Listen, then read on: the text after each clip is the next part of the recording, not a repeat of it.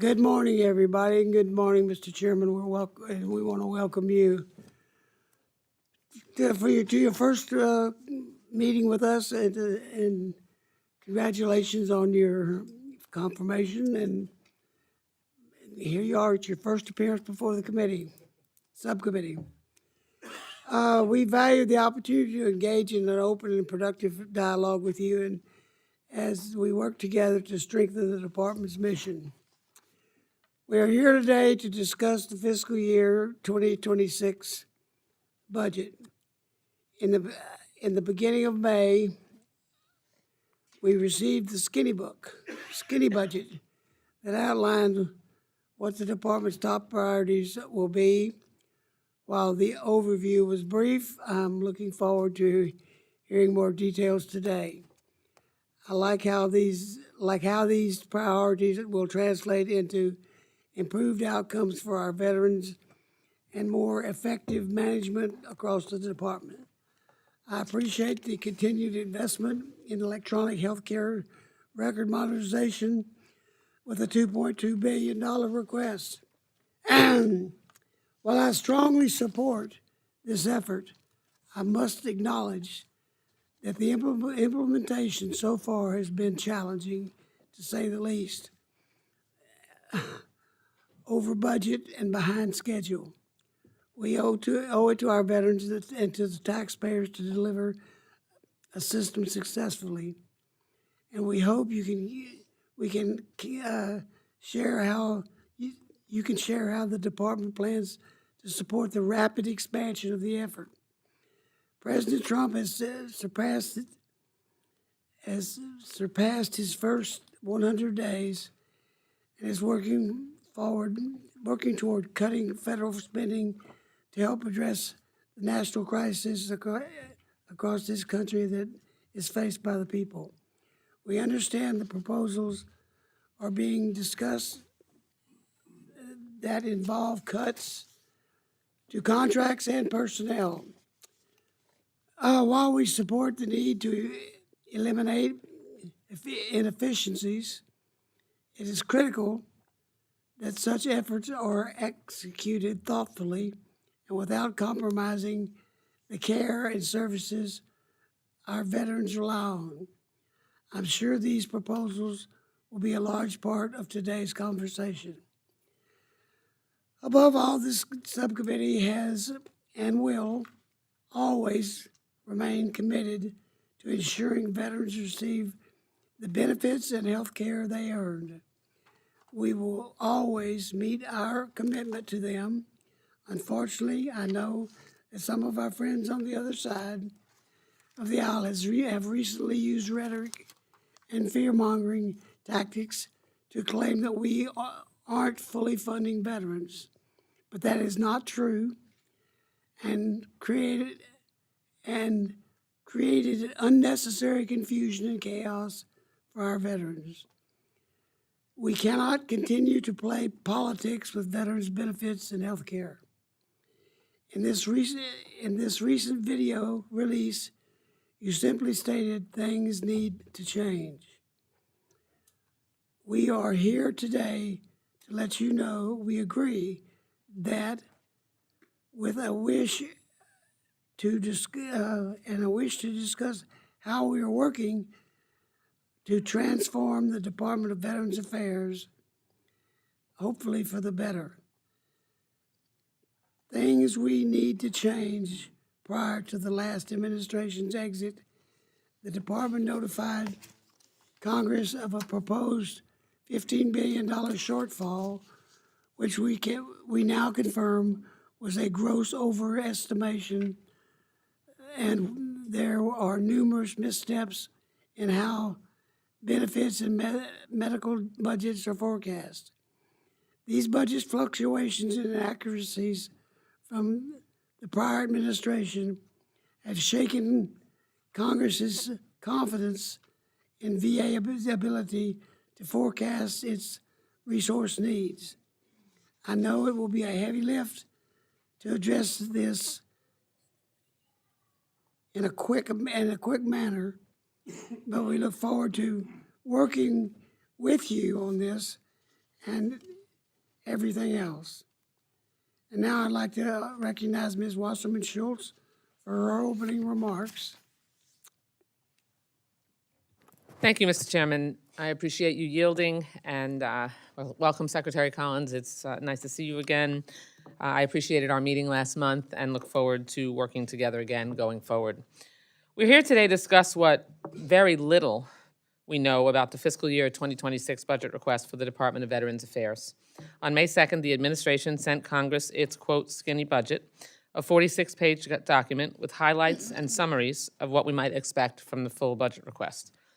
But this 46-page skinny budget document included just 4 lines for VA, and this half a page of information is all we have on the 2026 VA budget request. That's hardly enough information to have a fruitful discussion about the budget request before us today. But what we do have is 4 months of very troubling actions at VA since the start of this administration. From my view and from the perspective of many veterans that I regularly talk to and that my colleagues talk to all across the country, it has been 4 months of chaos and repeated decisions that jeopardize fair, reliable, quality care to our veterans. I understand that a presidential transition is difficult, but this changeover is just not normal. In particular, it has challenged in the worst way possible the legitimacy of our institutions, including the role of Congress and the judiciary. The actions taken by this administration have led to fewer services available to our taxpayers, including veterans, services that they paid for and earned. This long trail of bedlam and destruction began with a mass freeze on grant programs across the government, which disturbingly did not spare America's veterans. The freeze would have eliminated food security support for our most impoverished veterans, cut community-based suicide prevention resources, stopped the construction of state home facilities, and much more. Then, within a matter of days, this freeze was lifted, causing unnecessary delays in payments to grant recipients and temporarily halting vital services for our veterans. The chaos continued in a first round of firings that indiscriminately targeted probationary employees. Then a leaked plan showed that up to 80,000 VA employees were also on the chopping block. Because the firings were clearly not well thought out, the courts forced VA to reinstate some employees, so they were rehired. Yet some were fired again, causing more disarray and unnecessary disruptions to services to our veterans. It was particularly troubling when it came to the Veterans Crisis Line. When Crisis Line employees were fired, Mr. Chairman, the Secretary publicly denounced these claims by putting out a YouTube video in which he said, and I quote, we did not hear me clearly, lay off any veteran crisis line responder. However, in a letter to Senator Baldwin, the Secretary admitted that he did indeed fire 24 employees at the veteran crisis line. There were several days when calls were not answered because there simply wasn't anyone to do it. And I heard that directly from a veteran who trains the frontline staff who answers these calls, after she was let go. Because, of course, why would we want to have properly trained staff on the crisis line?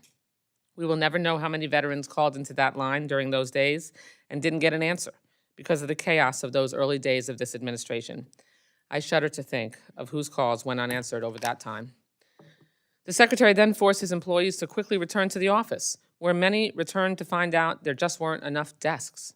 He also declared that his employees were in, quote, national security positions so that he could take away their collective bargaining rights. Yet somehow that security status didn't protect them from being fired. He claimed as one of his accomplishments that within the first 100 days, he opened 6 new clinics, but were all woefully understaffed. He promised to expand health care to our veterans, yet fired staff who ensure that women and minority veterans receive the unique and specialized care that they deserve. He gave veterans short notice that he was canceling the VA Servicing Purchase Program, which helps veterans who face foreclosure keep their homes. Yet stunningly, there was no real backup plan to address this issue. He canceled contracts, claiming they're duplicative and wasteful. But when we repeatedly asked for details, he did not provide them to explain how that was the case. First, it was 875 contracts. Then it was 585 contracts that we were told, all wrapped in claims of billions in savings. Yet no proof, documentation, or information has been provided to this committee or to the veterans who are losing these services that any of those claims were true. This shoot-from-the-hip management approach just doesn't work for the veterans that we serve. They deserve far better than what so far looks like a shock doctrine of cruelty, chaos, and indiscriminate cuts. Meanwhile, the real challenges the department faces remain in place. Veteran suicides continue. Staff shortages, especially among physicians, remain unaddressed. Homelessness is still too pervasive among our veterans. Veterans still struggle to transition to civilian life. And I know that the Secretary will say today that the cuts he's making to VA's budget will go directly into care for veterans. He's told me that himself. But we have yet to see any plan to corroborate that talking point. Where's the proof? It's been over 100 days and we've yet to see even the concept of a plan to address these real issues facing our veterans. Instead, all we see are political stunts that pander to Elon Musk and the most extreme in the party on the other side of the aisle. Banning the pride flag, ending care for transgender veterans, firing probationary employees, many of which are veterans themselves, banning anything that approaches addressing the needs of diverse veteran populations, and canceling contracts, it all does absolutely nothing to address the real challenges facing our veterans. Today, I look forward to getting specific answers to the questions we've been asking for months, and I look forward to the Secretary's testimony. Mr. Chairman, thank you. I yield back.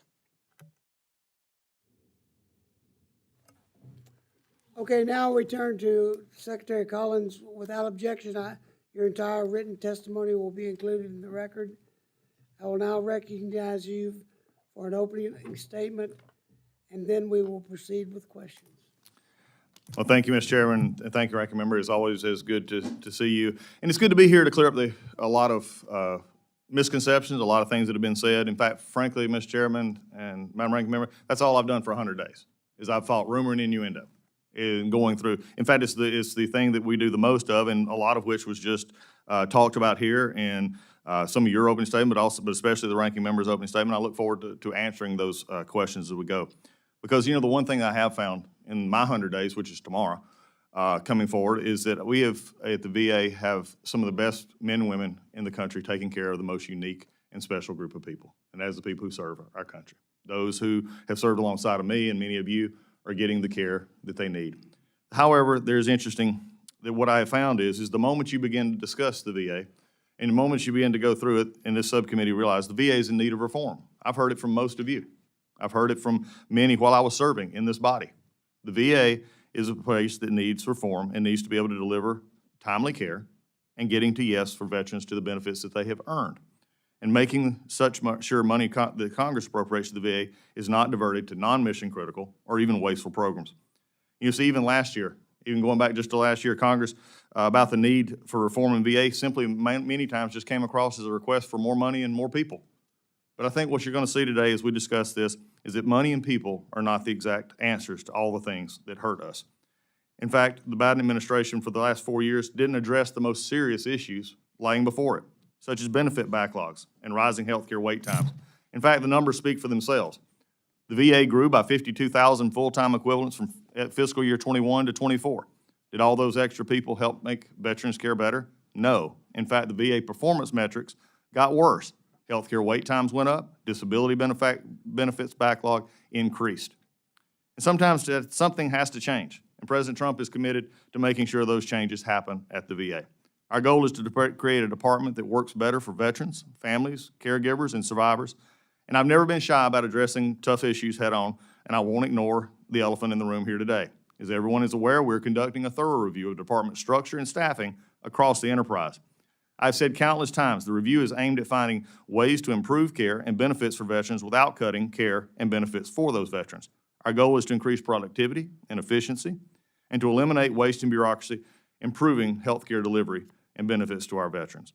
We're going to maintain VA essential jobs like doctors and nurses and claims processors while phasing out other non-mission critical ideas and consolidating areas in which we have, frankly, overlap and waste. Our goal is to ensure that employees where they're needed, is put them there and cut unnecessary overhead. Strategically reduce staff to ensure the VA's budget is mostly going directly to veterans, and we'll accomplish this without making cuts to health care or benefits to VA beneficiaries. Year after year, calls for the VA reform come from every corner. Lawmakers, media watchdogs, this body, Inspector General, even the Government Accountability Office, VSOs, and including veterans across the country. So guess what? This year, we're actually going to do it. This area is actually the time that we're actually going to take those calls and say, we're going to try and fix something. For 10 years, Mr. Chairman, as you well know, the GAO has said that the VA is on a high-risk list for issues of abuse, of issues of fraud, the issues of waste. These are the GAO's words, not mine. For patient care, for patient accountability. These are their words, not mine. 10 years this has been going on. And every year, we just continue to act as if it doesn't exist. And so when we look at this, my issue is how do we actually make sure that we have change that actually works? And when you make system-wide changes, yes, there's going to be some issues in how we do it and how we go about it. But I made a commitment on my first day that the VA was no longer about the organization. It was about a service organization that was there for the veteran themselves. Instead of it being about what we're doing internally, it's about how are we delivering the service that they're entitled to, and that we're commanded to give. So as we start this, there's going to be a lot of questions. You know, the VA is not a federal jobs program. It's a service organization that is designed to help our veterans. So in these first 100 days, we have done things that you've heard about. We've actually started looking at our structure, going with career employees, our consultants and others to say, how are we actually looking at our employee workforce and how we're spending money? We're doing that in a very concise way. We're looking at contracts, and we're going to talk about those, I'm sure, today. But we're also making sure that the Mission Act is something that is fulfilled. The Mission Act was passed by this body and for many years has been basically ignored, and especially the last few years. Disturbing evidence has came up as we began to look at why community care, which many of you hear about from your constituents all the time, of not being able to get to their community doctors or not being access to community care. It's why is that happening? Well, a lot of it was because the VA itself was not encouraging it. In fact, was actually discouraging the community care aspect. In fact, I was just in Arizona with a veteran, a student, who actually told me, he said, the only concern I have, he said, Mr. Secretary, he said, I've been waiting for about 3 months or more on my appointment and I can't get one. And I asked him, I said, have you been offered any other alternatives such as community care? And this veteran looked at me and said, what is that? By the way, the medical center director was sitting right next to me and quickly perked up at that. This is the kind of things we face. This is something we can actually come together on. This is not something that necessarily needs to be a divisive issue, but there is ways that we can fix this. But after 10 years, I think the GAO has said it's time to get to work. So as we talk about this today, Mr. Chairman, I'm looking forward to answering these questions. I'm looking forward to talking about how we have come together to make already changes in our VA. There's places we'll agree and there's places we'll disagree. But I'm amazed at what I have found. I found some great folks, and I found some veterans that, again, deserve the best treatment. But I've also seen a system that unfortunately has been talked about reform for so long, but not gotten it. Now's the time to make the reform. And with that, I yield back. Thank you, Mr. Secretary. I'm going to start off. We're going to stick strictly to the 5-minute rule. Last week, a bunch of people kind of got a long wait because we had a lot of conversation. This should be better, a much better hearing today.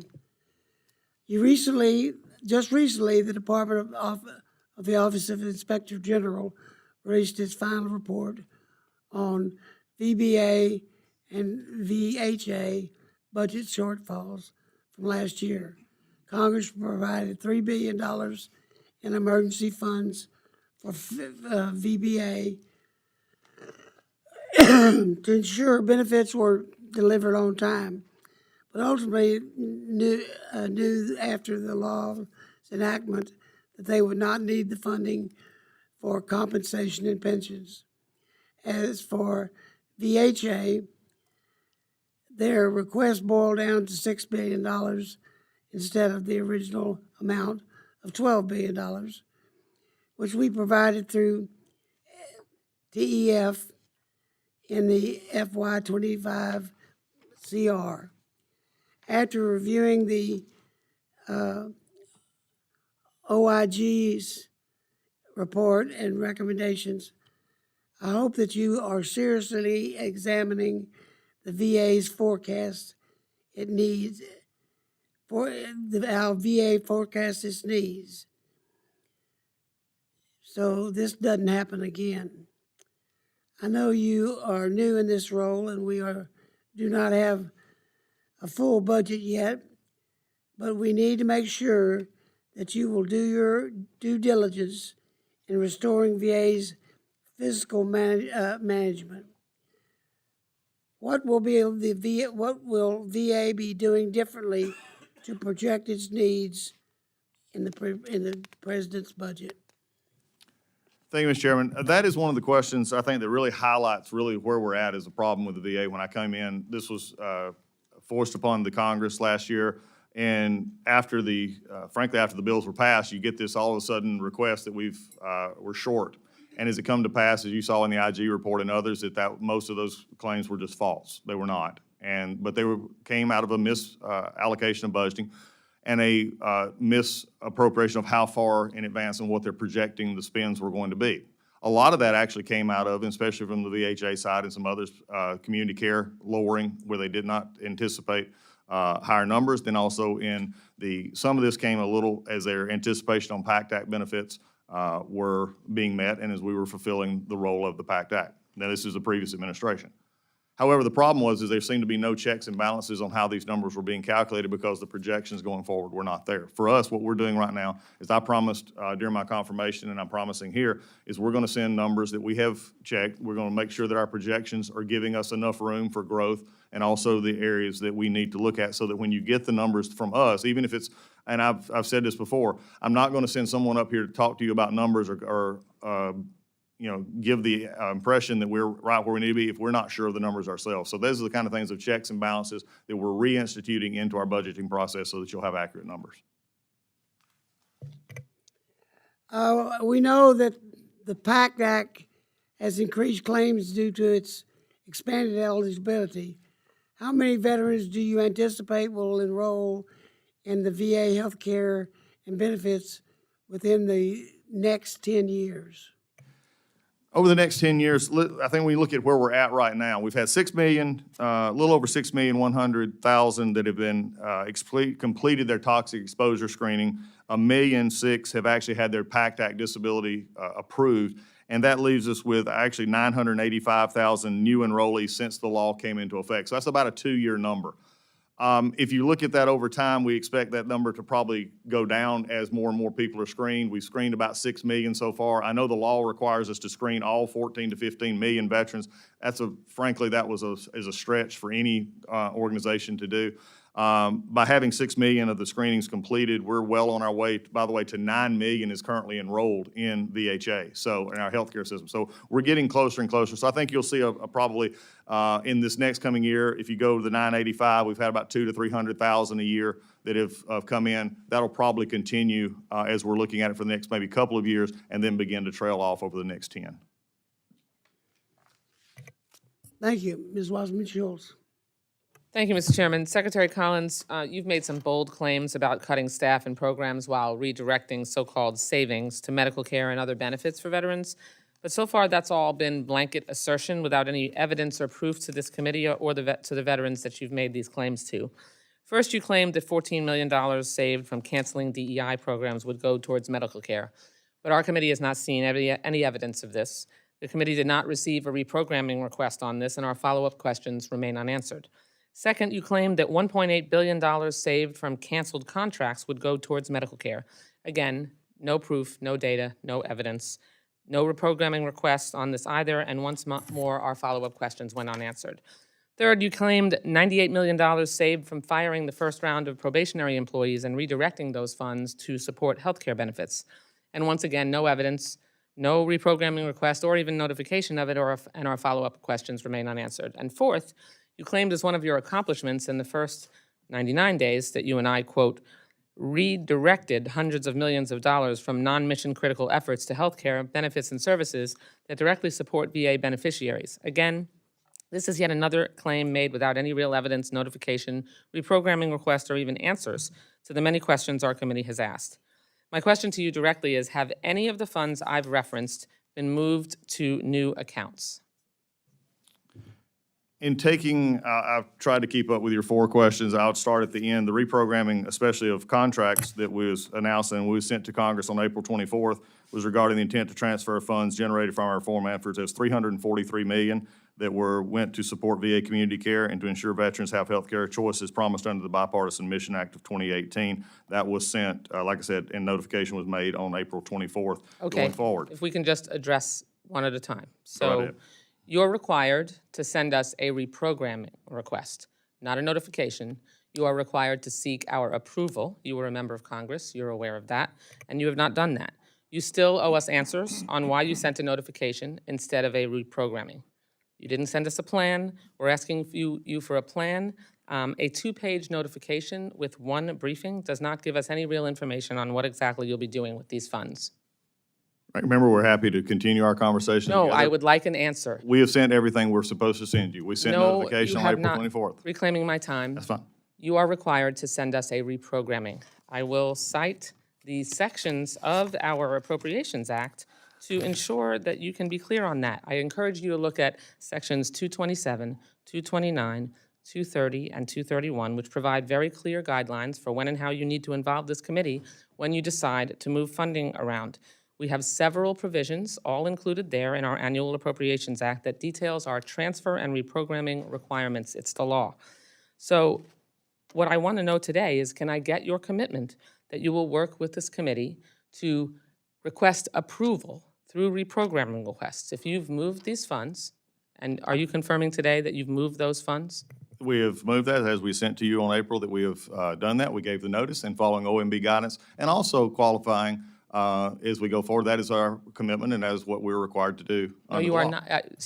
INSV CHATA says that we're following that, which is most administrations have sorry, followed. you're following The CHATA is said we will give you our approval. We will show you. We do not have to come through. We're giving you notice of what we're reprogramming. Reclaiming my time, you do I have mean, to we're come for disagreeing our- here. There's not a lot of. Okay, This is not a reprogramming So, issue. so it is a reprogramming request. When It is, and we gave you notice. You can't, okay.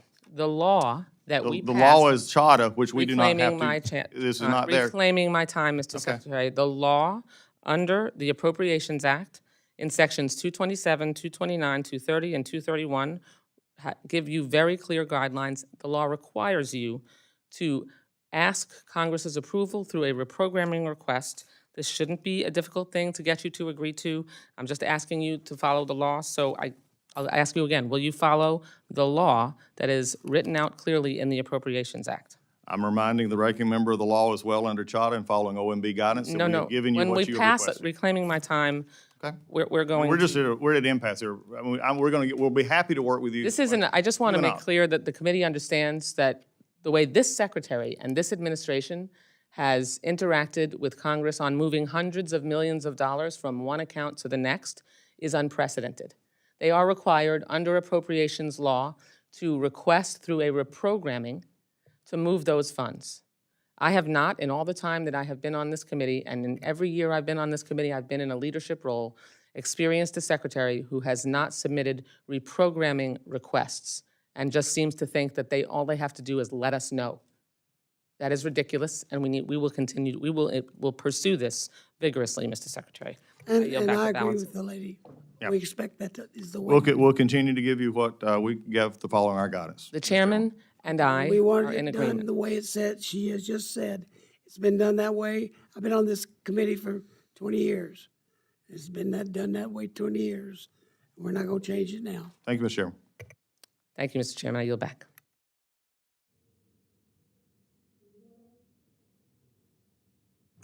Thank you, Mr. Chairman, and thank you, Mr. Secretary, for being with us this morning. One of the highest honors I have is representing Oklahoma's 5th District, which has over 40,000 veterans who reside in my community. We have one of the highest rates of veterans per capita. Around 8% of Oklahoma's population has served our nation's military. Nationwide, the rate is about 6%. I'm proud that veterans are moving to Oklahoma because it's a welcoming and a patriotic environment, along with a high quality of life and a low cost of living. Our local VA director, Wade Vlasich, has done a tremendous job at the Oklahoma City VA, and I hope that you'll get the chance to see the facility soon at firsthand, as well as some of the challenges that they're currently facing. Mr. Secretary, thank you for taking the time to speak with me this last week. During our conversation, you mentioned that under the previous administration, the VA was experiencing a tremendous amount of increases of backlogs and wait times. And in your opening statement, you talked a bit about this, that even though the full-time equivalents had increased, there were still significant backlogs and wait times. Could you elaborate a little more on this and give me your perspective as how do we address the issue here? I thank you, Congresswoman. I appreciate that because you've actually hit at the whole problem that we have here. And I think this is one of the issues that we can agree and disagree on issues of how it comes about. But there is no denying that after adding literally thousands upon tens of thousands of employees and hundreds of billions of dollars to the VA's budget, the metrics are not getting better. And I think that's a concern that should concern everybody, not just here at the VA, but also, and let me just be specific about that. As we look at these 52,000 employees, and this is in the last few years, wait times went from, on primary care, rose from 15.7 days to 24.3 days. Wait times for mental health rose from 14.7 to 20.4. Wait times for specialty care rose from 24 days to 38 days. And then here's the one that really was interesting. The VA disability backlogs claim increased in the last 4 years from growing from 211,000 on January of 2021 to 264,000 on January 2025. When I took office in February, it was at 260. I can bring to you, Mr. Chairman and others, here's some good things to know, that as of this morning, it's at 200,000. We have dropped at almost 21% of the disability backlog in just under 100 days. That's something we can be proud of. And by the way, we didn't add any employees and we didn't add any more money to do that. We just got it done because this is the problem that we're seeing. So again, it's okay to have the understanding of differences of what we need to do. But when you're looking at the numbers, and by the way, there was a comment made about a week ago when I testified across the way that said these numbers were changed. Well, they were changed under Biden, the calculation of wait time. And so let's just understand here. The way they calculated the wait time, they made it from when actually the veteran themselves actually made the call instead of it being when the VA got to it. So what we're doing is it appeared that we were hiding the numbers so we could wait and shorter the time frame. This is actually showing a more truthful aspect of when the veteran was asking for their care. Thank you, Mr. Secretary. Additionally, we talked a little bit about your plans to restructure VA staffing. Can you talk a little bit about the plan? I know that there's been a request for specific information, but you are only 100 days into the new administration in your role, and it takes some time to restructure an agency that has such a large budget and a huge number of employees and contractors. So can you talk a little bit about what you're looking to do with restructuring of the VA and what that will look like for our veterans? I would love to. This is something, and this one knows, and Chairman and all of you know, this is the largest non-defense department we have in the federal government. We have 465,000 employees at this point. 409 of those are found in our VHA, 34,000 in our VBA. In our cemeteries, which I'm very proud of our cemetery work, is 2,400. But here's a number for you. In our central office, we have 16,375. This, not only our career employees, we're taking our folks who came in, we're asking for outside help, looking for industry help, standards on how we look at this, and go forward in how we can actually utilize this to make sure that our workforce is right-sized to where we are. Now, we have over 28,000 physicians. We have 91,000 nurses. But I think most on this committee would realize that not all of those are practicing medicine. Yet we have shortages in our clinics, and whether it be in your state or Georgia, my home state, or others, we have a shortage of doctors and nurses, but yet some of them are being out in administrative. So we're looking at the ways that are touching healthcare directly and seeing if we can resize our workforce. One of the things, though, and if I could, Mr. Chairman, just quickly on this, we have a issue that we also look at consolidation. Did you realize that right now 200,000 of our employees get their payroll done through our centralized service, but yet they allowed almost 50 or 60 of our hospitals to maintain their own payroll system, which is hundreds of employees doing a separate example of how we can look at doing this. Thank you for addressing the duplicative nature of what's happening with the VA, and with that, Mr. Chairman, I yield.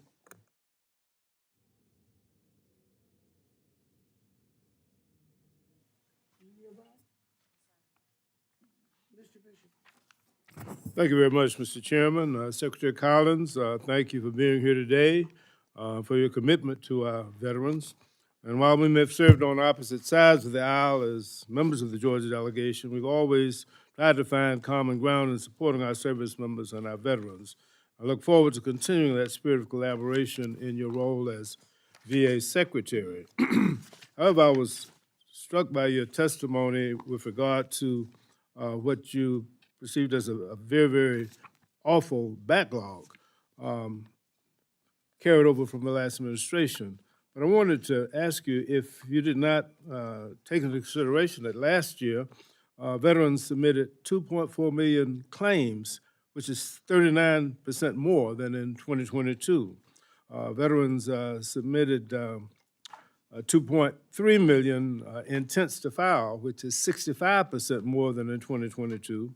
In FY23 alone, VBA completed more than 1.9 million disability compensation or pension claims, breaking the previous record by nearly 16%. In calendar year 2023, more than 361,000 veterans were newly enrolled in the VA healthcare, which is an increase of more than 73,000 from FY22. And the special enrollment period for combat veterans ended in September 23, and in that month alone, VA enrolled 48,763 veterans compared to 26,000 the year before. So it would appear to me that the VA was successful in encouraging eligible veterans to apply, and that they did so, and they apparently were addressing those numbers very, very effectively. While we never can say that it's good enough, and we certainly want to see efficiencies and want to see the best use of taxpayer dollars, it would appear to me that there's a lot of talk about what the previous administration didn't do, but the proof is in the numbers, as you say, and apparently those numbers have not been carefully reviewed. I wanted to go to some of your testimony. You mentioned in your testimony that DEI initiatives had been phased out. What I'd like for you to tell me is which specific DEI initiatives and what are those that were phased out, and specifically which line items did they go to, and how much savings did that accrue?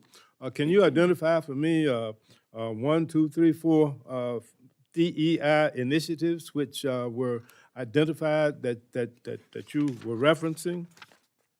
Yeah, the original DEI references was to the group that was put together to promote DEI across the What department. is DEI? What do you mean? Diversity, equity, inclusion. This is what we put aside that and said we're going to put back an emphasis on making all veterans inclusive. So what I'm trying to understand is which program can you identify? The Office of DEI, the Office of Diversity, Equity, Inclusion, it was found inside the VA. So you're saying that the VA should not be concerned about reaching the diverse populations of veterans that served our country? Well, unfortunately, Congressman, you and I have worked together a long time. That's not what always happens, and that it was more for diversity of workforce, not diversity of reaching out, not diversity of reaching out to veterans in your area as well. For a long time, we were concerned about making sure that our female veterans got adequate treatment, that they were not harassed, and they were able to get specific treatment that was gender specific for them. Yep. And of course, we placed emphasis on that. Did you? I'm so glad you brought that up because nothing has been affected to anything of our female veteran outreach or anything else. None of that was affected. Neither minority outreach as well. So diversity we're in agreement did not there. include females? We're in agreement with that. We're in agreement that we have not. That has not been cut. Which specific program are you referring to? In the aspect of inside and internal for DEI, looking internally to our workforces, which is what most of the DEI programs were, is to diversify work. We're looking for actual quality folks and looking at that. I'm looking to for diversify. a program, though. Our DEI office, I've answered the questions, Congressman. Anything else? We've also touched on DEI contracts. We also had the Office of Budget Equity, the VA DEI Council. Those things were all taken out as well. Okay, let me, my time is about out. The crisis line is a critical lifeline for veterans in urgent need. And you're sure that 24 employees that were erroneously terminated have been reinstated. But I'm still concerned about the systems and the oversight that allowed that lapse to occur in the first place. When it comes to the well-being of the lives of our veterans, we can't afford mistakes of that magnitude, and I think the ranking member referred to that in her opening statement. What specific safeguards, review protocols, and accountability measures are being implemented to ensure that essential personnel and programs, especially those tied to life-saving services like the Veterans Crisis Line, are not subject to erroneous cuts and administrative oversights in the future, as that happened so precipitously? Well, Congressman, I think the very fact that we put on those non-answering the phone VCL line back into work as quickly as we did actually shows that there was a pod in place that looked at things and said, okay, was this something that needed to be done? We did that. I take exception. I know it was in the ranking member's earlier testimony, and I had this same conversation with the Senate last week. By our own staffing admissions and our own staffing research when we did this, there was no one who was answering the phone that was fired. No one. That is just, I mean, no matter what has been said, that is from our own people. The ones that were laid off in the probationary were staff members or behind-the-scenes supervisors that were not answering the phones. I would not agree with the assertion that was made earlier that there was lines that were not going on, no matter who may have told the ranking member or anybody else. The staff, and we looked into this and put them back in order. That's how we actually take care of this. No one was put in jeopardy. No one was not answered the phone. Those continued 24/7, 365. But the calls were not answered. They were answered. The 5-minute rule.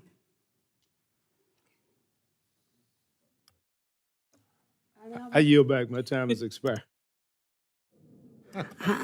And by the way, it's good to see my Georgia friend as well. I'm now going to recognize the chairman of the full committee, Mr. Cole, for his comments. Thank you very much, Mr. Chairman. First of all, the only reason I was not here at the beginning is we have two former members testifying before this different subcommittees. Lee Zeldin was downstairs, our new EPA administrator. But I just want to tell you, my friend, having served with you, how pleased I was when your appointment was made.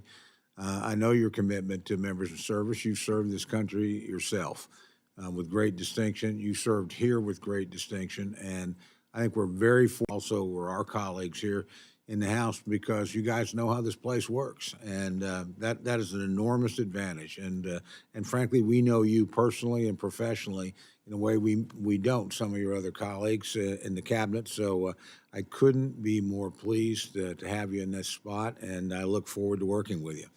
As I believe my colleague, Ms. Wasserman Schultz, mentioned a couple weeks ago, your team sent the House and Senate committees on appropriation a transfer notification indicating the department's transferring unobligated funds from various accounts over to the medical community care. It's my understanding this should have come in the form of a reprogramming request. Obviously, we have authority there, and the chairman has authority there, so we just point that out for future reference. I know you've got, as I said in my impromptu remarks, the care of our veterans at heart, and I know that's going to be your main focus. Specifically, I understand the importance of making sure the community care account has the resources it needs, as we've had recent issues with this program at the Oklahoma City VA Medical Center. I look forward to working with you and your team in a more collaborative way and strengthening the relationship with the committee so this confusion does not happen again and we ensure working together that funding's properly allocated. Just a couple of quick questions. Can you provide me with and the committee with an update on the status of the execution of these funds? If you're talking about the notice that we had sent up, Yeah. they were sent on the 24th. As you well know, the transfer takes place 30 days later, and that is on May 24th of this year. Okay. And the April 24th letter indicated that no veteran services would be impacted by these transfers. That's good to hear. But can you provide a little information on the contracts and personnel cost savings generated by the action? And those mainly come from contracts. I'll have more, as I promised earlier, we'll continue, Mr. Chairman, to work with you on this request and make sure that both, or you get the information you need, and we'll make sure that we follow that with OMB as well. I appreciate that. I'm going to make one other impromptu comment, and it's really not directed at you, so don't take it that way. I'm doing this at all of our hearings. We've got some guidance from the administration through the skinny budget, but we obviously don't have the full presidential budget yet. And that, by law, is supposed to be here February 15th. No new president ever makes that date. And it has no penalty attached to it. And frankly, I was very understanding when the Biden administration took a little while to get it here as well.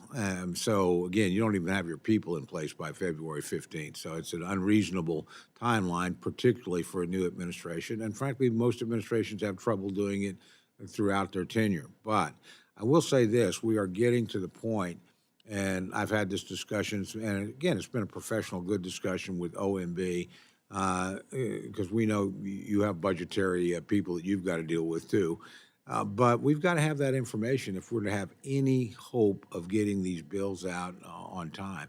It would be my goal to try and get the budgets out of the committee by the August break. And honestly, if we have any chance of making it by September 30th and not subjecting you to a CR, we're going to have to be in a position to vote on some of these bills literally in June and July before the August break. Not all of them, but as many as we realistically can. So I would just ask you, as I've asked others, to urge our friends at OMB that, for you to get what you need out of this committee, we need more detail in the presidential budget. And I suspect you do too.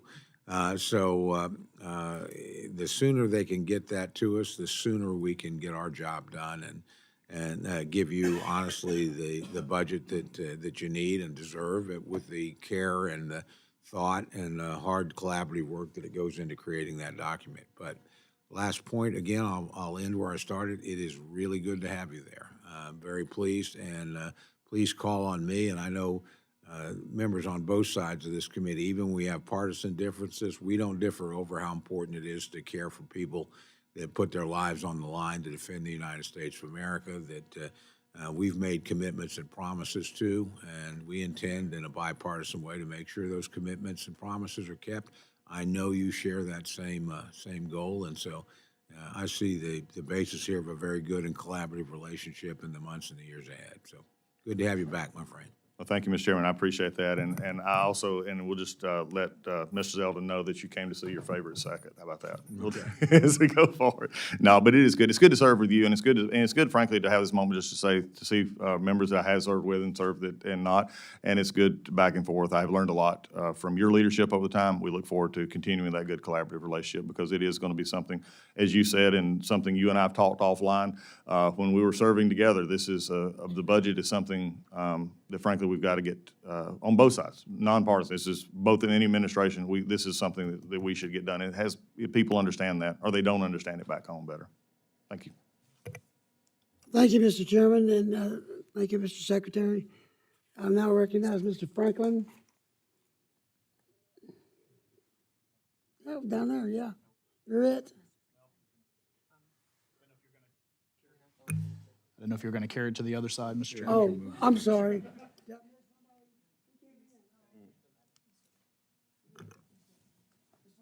Thank you, Mr. Chairman. And My bad, Mr. Levin. no problem, Mr. Chairman. Want to congratulate Ms. Secretary. It's great to be with you, and I want to associate myself with Chairman Cole's comments about the work that we do in a bipartisan manner for our veterans. I'm a new appropriator. I was on the Veterans Affairs Committee for 6 years prior to joining the Appropriations Committee, and I was both chair and ranking member of the Economic Opportunities Subcommittee. So I had an opportunity to work with lots of different great Republicans and Democrats alike, and we got scores of bills through and signed into law, both by President Trump and then by President Biden. And I'm hopeful we can continue in that spirit of bipartisan collaboration to find areas of common ground in the second Trump administration, just as we did with Secretary Wilkie in the first Trump administration. I think, like everybody else, we're excited to see the detailed budget request. And I wanted to just bring to your attention the bipartisan veterans package that we passed last year. Had a number of really important programs for veteran homelessness, long-term care, veteran caregivers. Included 3 of my bipartisan bills, and I have a parochial interest in making sure those are fully funded. One in particular, the CVSO Act, that's with Kathy McMorris Rogers, Brad Finstad, and Chris Pappas, which authorized $10 million in funding for grants to states to improve outreach to veterans and increase the number of county veteran service officers, very important for regions like mine in San Diego. So, Mr. Secretary, as you develop the final budget request, can you commit to working with your team to fully fund this important grant program? Yes, and Congressman, I appreciate your words and comments. I can, because as most on this committee know, that was my hallmark here, is working bipartisanly to get stuff done, and we've done that before.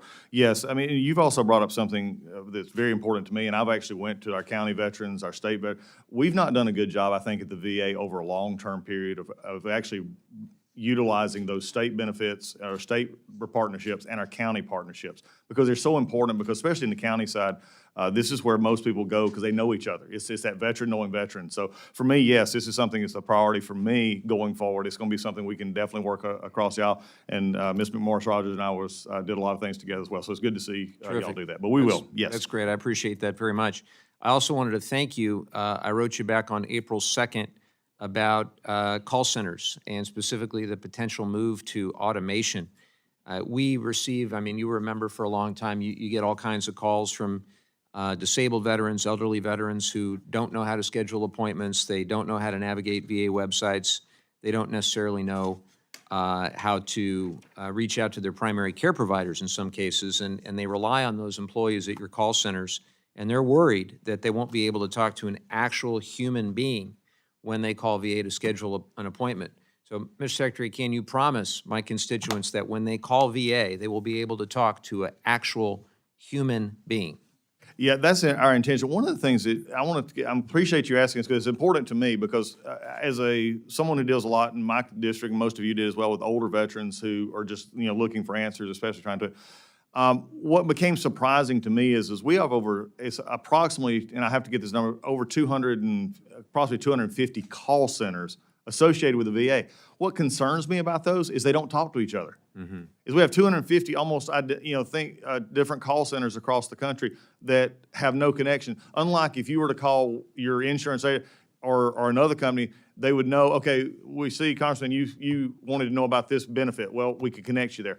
What we're trying to do is make that more streamlined, or looking at the possibility of how do we do that so that the veteran can get directly to their care, get to somebody who can answer their question, but do it without having to dial several numbers. One of the problems we found is that they would dial one number, maybe our main 411 number, but yet at the end of the day, they're having to get another number to call. So I'm with you. Let's make it easy as we possibly can and streamline that so that they can get the personal help that they need. But just to be clear, it'll be a human on the other end. Yeah, we're making sure that we have as much human interaction as we can. The other week, I had a dishwasher installed. I called the number, and it was an AI chat assistant. I was ready to hang up. I don't want that to happen to our veterans.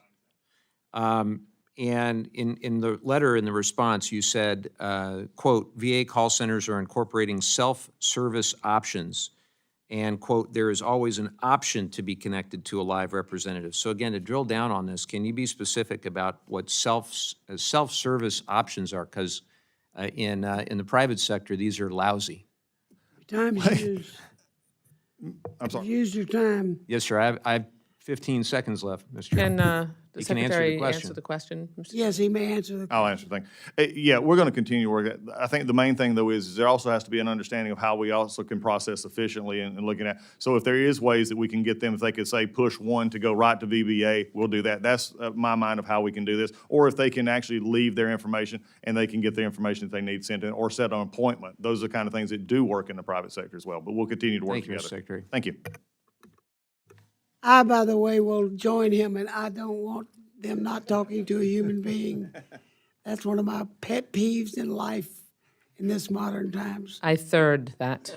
I think, can we all just get a hand vote? Yes, we're going to work that to do. Mr. Franklin, Thank you, Mr. Chairman. Thank you, Secretary, for joining us this morning. And I'm very grateful for your generosity and the time you've shared in meeting with us. You've got a monumental task ahead of you in reforming the largest government agency beyond the DOD. So I really appreciated your comments about personnel and money, and that necessarily more isn't better.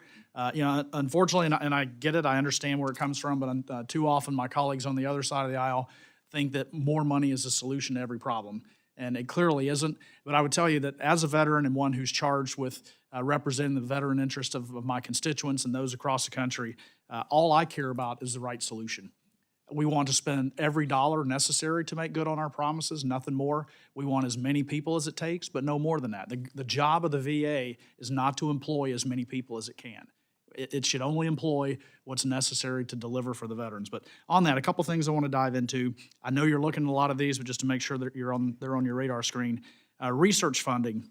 For example, some inefficiencies we've seen in the clinical trial processes. Medical and prosthetic research. Great topic, great idea. Who would not want to spend as much money as is necessary to do the job there? We're spending northwards of $900 million a year. I think some across the aisle would say, great, let's spend $1.25 billion. That would make it better. Unfortunately, from some of the studies I've seen, you may have seen some of these, as much as $550 million of that is wasted each year, not going to its design purpose. And the goal there is to, to achieve the end in mind. We see excessive spending on recruitment and third-party vendors. In many cases, we're spending $20,000 to $30,000 to recruit a veteran into a program, whereas comparable studies like that, clinical trials on the private side, may be $1,500 to $2,500 a patient. That's a waste. We see a lot of chronic under-enrollment in programs. There's, you always hear the highline ones that are most egregious, but somewhere there's only a handful of participants in studies. These things are on autopilot. They go year after year after year, and the people that are receiving money have no incentive to fix the system. They're getting their money. They go on about their way. Or is that something you're looking at, and how can we reform this?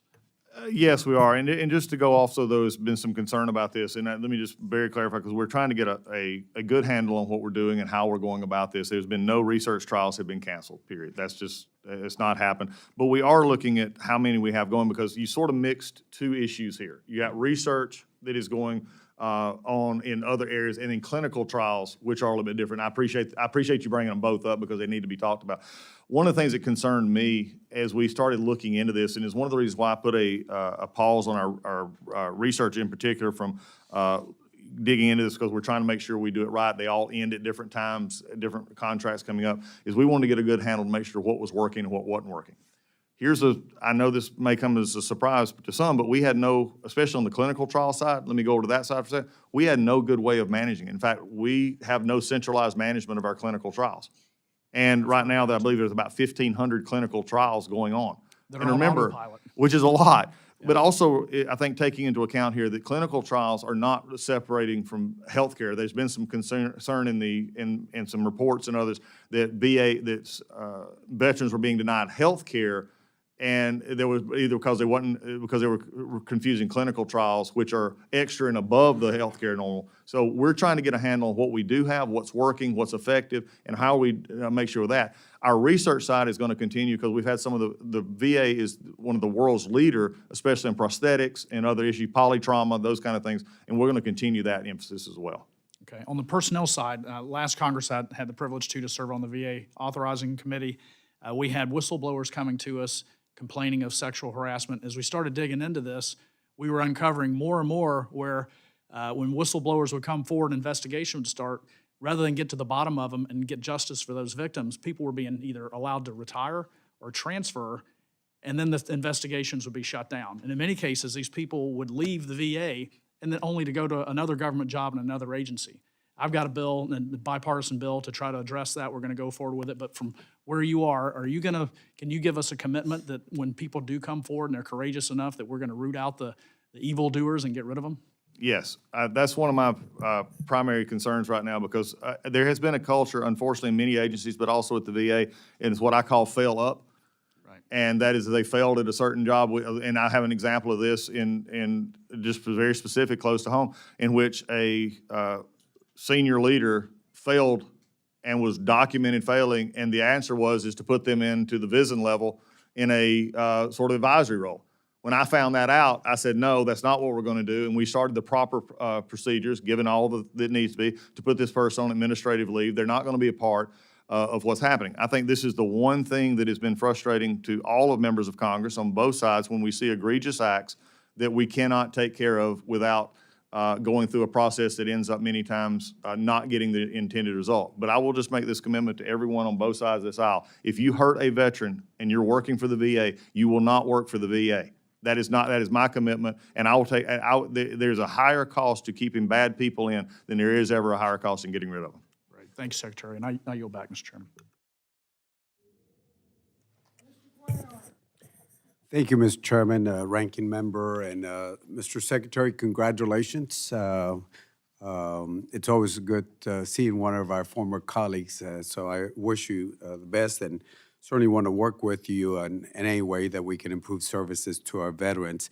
I want to talk about efficiency, competition, performance, and contract management requirements. They're under the law already. Back in 2010, Congress passed the Government Performance and Results Modernization Act, and it calls for several things. There's also the other section dealing with contracts about the penalties where you can suspend or debar somebody or put penalties, monetary penalties. So everything's under the law. And I'm hoping that Congress, since everybody's been talking about efficiency, effectiveness, and accountability, that I'm hoping that Congress can look at some of those provisions and enforce those provisions that are under the law. First one there's 4 categories: performance and regulatory efficiency reviews. The law already calls that, you ought to be looking at annual reviews of major construction, et cetera, modernization programs. It's under the law right now. Congress needs to provide that oversight. Same thing with looking at, certain rules or regulations or directives that might be duplicative or inefficient. We ought to be looking at that. The law already calls for that, but Congress needs to do its job. Second category is contracting and construction procurement. And it's basically having competition and not just giving it to somebody. But the main thing is looking at on time and on budget. Name me one contract that, and some of us have been doing appropriations for years. Give me one agency, and certainly, I sit on the fence and our members see this. Everything's not on budget and it's not on time, but we don't enforce the penalties that the law calls for. So that's the second part. The third one is quarterly oversight reporting. The law already calls for status of agency performance reviews and resulting reforms, et cetera. Without going into details, there's a lot more. And then finally, the development submission of updated performance measures or metrics. The law calls for that already, and I think y'all are doing that, but it's not provided to Congress. And the problem is, if we're going to do our legislative oversight, we have to be able to get that work. So I certainly want to work with you on getting some of those items, working with you. And finally, the last question, and this is a question. There's some reports that show that the VA does provide mistaken disability and pension payments, a large amount. And then, including whether this report is right, $1.4 billion. But then those overpayments, because administrative errors, then they go back to the veterans, and the veterans say, I don't have the money. Now, I got the money. I know, you paid. It was a mistake, should be paid. But if we can prevent those errors at the very beginning, I think that will prevent some hardship for some of the veterans later. And again, look forward to working with you. And I used to be Speaker Pro Temp, and I miss your humor on the floor. You have a great sense of humor, Mr. Secretary. Good seeing you again, and I wish you the best. Thank you, Congressman. It's good to see you again as well. Let me hit the last one real quick, because I know there's a hearing yesterday or this week, I think it was, in House Veterans Committee about this overpayment issue. This is not specifically a VA issue as well, because I've been in the military for years. I remember DOD, especially when we first kicked off in Iraq and Afghanistan. There was overpayments for uniforms and other things, and then we were actually, unfortunately, some of my younger enlisted troops were having almost their entire pay was docked because they had an overpayment and they couldn't pay it. So this is something that's concerning to us. They're going to fix as we go forward. Very quickly, everything you outlined in your first part of your question, we're actually trying to follow the law, looking at this as we go forward.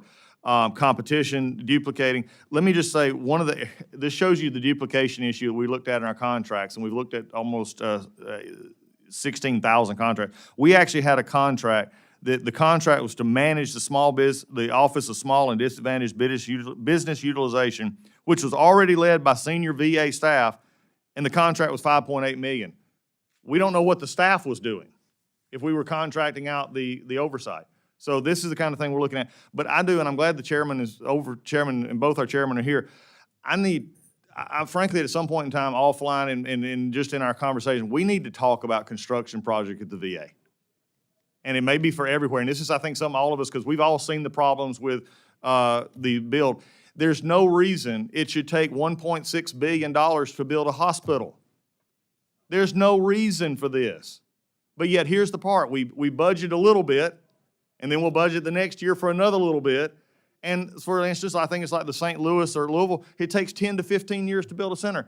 Every one of your hometowns, they can build a healthcare building or center in 24 months and be ready to go, and at a lot less cost. So I know we did this a few years ago when I was here, because we had the reaction to how it was going. I think it was in Colorado and some others.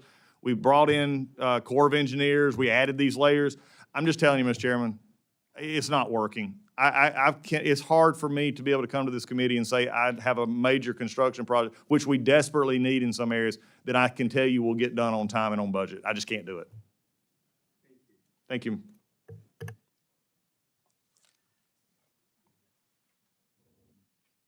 Mr. Alford. Thank you, Mr. Chair and Ranking Member Wasserman Schultz, and congratulations to Mr. Secretary. Thank you for being here today. The Department of Veterans Affairs has profound responsibility to those who have served our great nation. Missouri's 4th Congressional District is home to thousands of veterans, yet my district, like many others, has heard too many stories of delayed care, bureaucratic obstacles, and a system that sometimes feels more like an adversary than an ally. In the golden age of America, I think the VA should be the gold standard of health care. And I think you have the same vision, Mr. Secretary. In our district, we pride ourselves on our constituent services, have a great team there. We try to provide concierge service. We look at people as clients, not just constituents. Our lead caseworker there, her name is Grace Townsend, and she's a veteran. And I have some questions that our staff wrote up here, but you know, I came up here to be a voice for my people, and I want to be a voice today for our chief caseworker, Grace Townsend. She texted me a couple of questions to ask you, because she deals with this. She deals with this on the front line every day, sir.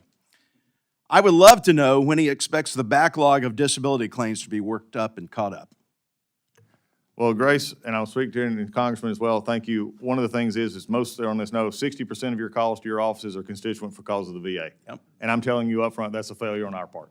I don't make any excuse for that. They should not have to call you to get the benefits they've earned. So to speak to Grace's, we've dropped that almost 21% from 260,000 to right at 200,000 in the last few months, and we're going to continue to see that go back down as we put resources and time to where it needs to go, and we're going to see that go. But also, one of the things that Grace would probably also ask about is we do the wrong metrics sometimes, and that's the end of completion. When do we actually finish it? And right now, we're way over the target of where we need to be. We're at about 135 days. So as we get the backlog down, that frees up more time to then get on to the other claims as we go. Very good. VA prescriptions are mailed to veterans with the U.S. Postal Service delays. Is there a better way for veterans to get their medication? There may be, and I think that's one of the things we're looking at in our overall projection of care and how we do that. I think this is something that the Congress has also looked at concerning basically how we deal with our generation of prescription, how we actually cut our costs. There's been some concern about the pharmacy benefit manager system. There's also been some concerns about how we go about that. It is something that's currently being looked at in our overall look at VHA. Next question from Grace Townsend. There's been a decline in receiving responses to congressional inquiries in a timely manner. This kind of ties into the first question. Liaisons are not returning responses in reasonable timeframes. What used to be a 30-day turnaround time is now between 3 and 5 months. What do we do about it? Well, I appreciate her bringing to that attention. Our staff is gonna get with you afterwards, and I wanna know what's happening. I wanna know where she's sending the letters, and we're gonna fix that. And that applies to anybody on this dais. If you're not getting timely response, I'm trying to right now rework our legislative affairs group that is up here on the Hill. It's something I promised in my confirmation here, and we're gonna do that. So we'll be happy to work with it and see what the problem is, and we'll make changes where necessary. With any potential cuts to employees, how many behavioral health providers could be cut? None. I want more as I can get. I think remember, one of the things we've not talked about today is in any discussion we've had over 300,000 positions that we've exempted, and right now are currently hiring at the VA at any one time, and we need as much, and especially in the area of mental health, behavioral health, and others, to help us with our backlog, and with not just our backlog, but help us with our death by suicide issues, our homelessness issues, and getting back to work issues. We have a minute left. Those are Grace's question. Mine is dealing with suicide. I lost my best friend to suicide 14 years ago. We continue to lose 6,400 veterans each year to suicide. How do we change that? Congressman, I'm sorry for your loss. I have experienced a similar loss, but also been on the phone as my years of service in the Air Force of actually talking to those veterans on the line who have come to that point in life where they want to end their life. And that's a difficult place to be. And it's not something, and we look back on it and say, how can we help? And that's a very hard feeling for the families and others. Here's the sad reality of what we're looking at right now, why we're going to start a different approach in trying to get to as many people as we can. Since 2008, the number of suicides in this country by veterans have not really changed. 2008. We're still at that 6,500 to about 6,900. It's about 17, depending on how you want to look at the numbers. And yet, in the past few years, this body, and I appreciate the work, they spent $588 million on prevention for suicide, but yet our numbers aren't changing. We spent $2.3 billion on how do we actually take care of them, and that we do counseling for those that are struggling, but we're not changing. So I've instituted a new, we're looking at it completely different. I'm talking to our folks in the field, saying how can we reach more people? Because here's the disturbing fact for all of us on this dais, is that when they look at that 17 number, half of those veterans who take the option of death by suicide have never had a contact with the VA. Never had a contact with the VA. So that's why I'm going on podcasts. That's why we're going to any place we can. I'm going to interviews. I'm going everywhere I can to encourage our veterans, please, please, please reach out. And if that's with VA, great. But I'm also encouraging all of our veterans to have the resources to take care of their airmen, take care of their battle buddies, take care of their wingmen, because we can't afford to lose one. We're over time, Mr. Secretary. You have a big job ahead of you, but you're going to do great. We're here for you. Thank you, sir. I yield back. Ms. Escobar. Thank you, Mr. Chairman and Madam Ranking Member. Mr. Secretary, good to see you. This is a very different environment from our judiciary days. And it's very good, and it's good to see you as well. And we've spent many an hour in rooms like this. Absolutely, absolutely. It is. It's good to see you. Thank you. I have, as you know, the incredible privilege of representing El Paso, Texas, home to over 50,000 veterans, home to Fort Bliss, a premier military installation, and an excellent active duty military population. And so I am very fortunate that I get to represent all of those folks in my hometown. I have been so alarmed by the DOGE attacks on the federal workforce. And as we know, 30% of our federal workforce is comprised of United States veterans. And when we talk about important issues like veteran suicide, behavioral health challenges, losing your job from one day to the next with no reason certainly exacerbates the stress that many of our veterans live through. So I wanted to make sure to put that clearly on the record, fighting for my community and our federal workforce comprised of a lot of veterans. Earlier, there was a dialogue about MILCON funding and the lack of guarantee that we're able to provide a community with delivering on-time procurement or construction. I have a prime example in my community, William Beaumont Army Medical Center, which was 3 years overdue, over, I think it was like $650 million over budget. That preceded me. But if we want to really tackle waste, fraud, abuse, that's a prime location. That's where we have to really look. Not firing the hardworking federal workforce, but actually looking at where we can make a real difference. And I am so excited about new construction that's happening, a new VA clinic that's right next door to William Beaumont, $700 million. I was proud to fight for that funding and proud to deliver it for El Paso and for our veterans. I am concerned about a repeat with what we saw with William Beaumont. There are lots of ideas that I'm going to be working with our ranking member and our chairman on in terms of reform, but I would like your commitment that you will work with my team and me on this issue, but in particular our VA clinic, and would like to know if you can commit to working with me on ideas like a dashboard to make construction transparent for the community and the veterans that they serve, making sure that the construction company that was awarded this incredible bid is accountable to our veterans in our community through town halls and meetings to provide that kind of level of transparency. But more importantly, or in addition, equally as importantly, the accountability when things don't go right. When I was sworn in 2019, visited the new facility, got a briefing about, I wanted to know, why was it over budget? Why did it take so long? And after the briefing, my next question was, who was held accountable? No one. So would love to know your response and whether you would be open to working with me on this issue. Congresswoman, have you been in my office for the last 100 days? You asked the same questions that I've asked. That's become, and my staff, I've almost at times felt like as I've reverted back in time to asking why all the time. Because everything comes across my desk, I ask why. Why are we doing it this way? Why is this up? And accountability starts with our office, but it also starts with personnel. And so we've asked why. But when it comes to construction projects, one of you have large headache days in a job like this. And one of mine was when we were discussing our minor and our major construction projects and began to look at projects, and they were just casually saying, well, we're going to put 200 more, we need 200 more million here, and we're not finished. And I'm saying, well, when is the project going to be finished? And they said, well, that's not the way we do it, because we get a little money to start it, then another more to go from there. It's broken, Mr. Chairman. It's just broken. And I know that we want to put it in as being in the seat that you are in as well right now.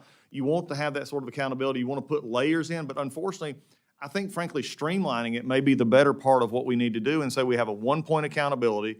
We're looking at that internally to make sure that maybe there's a way that we can do our constructions a little bit more fine-tuned. We have accountability, but it's never enforced, seemingly to my satisfaction, on how we get these done. So what you've seen is normal, unfortunately, but it's not going to be normal in the next few years as we take a look at this, because it's not right for you to appropriate the money to get a new hospital, to get a new CBOC, which, by the way, CBOCs co-located with other locations is probably the way that we're going to see a lot of this go.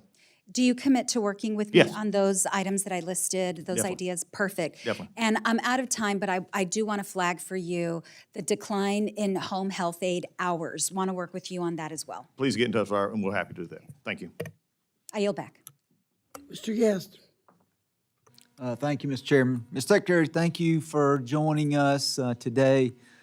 Thank you for your service, both your service in this body, but more importantly, your service in the United States Air Force. Want to highlight a couple of the successes that you've had within the first 100 days. You have redirected funds from non-mission critical areas to healthcare. You've ended remote work and brought employees back into the office.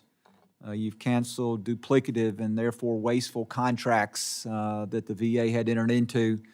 And you've reduced disability backlogs by 21%. I think you said 60,000 cases have been resolved in just your 100 days, and that was the backlog of 60,000. And so want to thank you for those incredible efforts in those first 100 days. Also want to talk a little bit about the VA in general. As I understand, the VA has more than 478,000 employees. It is actually larger than our active duty United States Army. And we've seen incredible growth within the VA just in the last decade. In the last decade, as I understand, the VA has added roughly 114,000 employees, 114,000 within a decade, while the number of veterans that they serve has remained fairly constant at roughly $9.1 million. During that same time period, the budget of the VA during that 10-year window has grown from $160 billion to now $394 billion. So you would expect, or I would expect, that we have an agency that has substantially more money. They have substantially more employees. They are serving the same number of clientele, that we would have metrics that would show that the VA was doing an incredible job.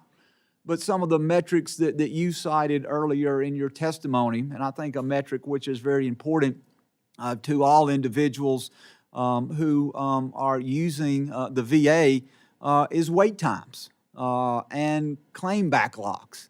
as it relates to wait times. Over the last 4 years, so from FY21 to FY24, the wait times for primary care went up from 15.7 days to 24.3 days.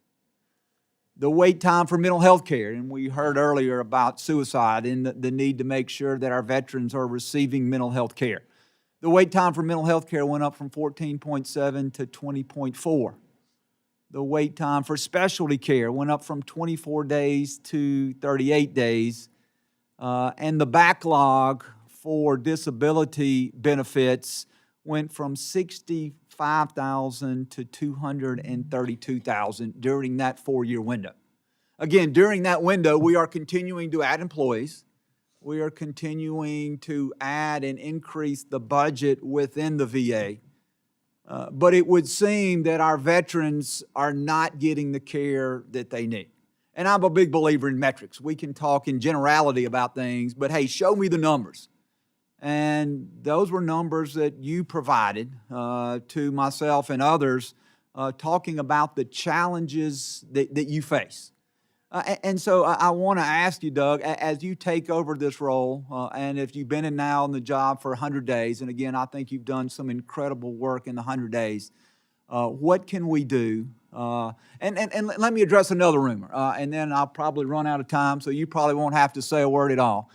But we have seen rumors, and we have seen news reports that of the 478,000 employees that you have under your control, that you're going to cut 80,000 of those employees, that those employees are going to be cut and it's going to dramatically impact veterans' care.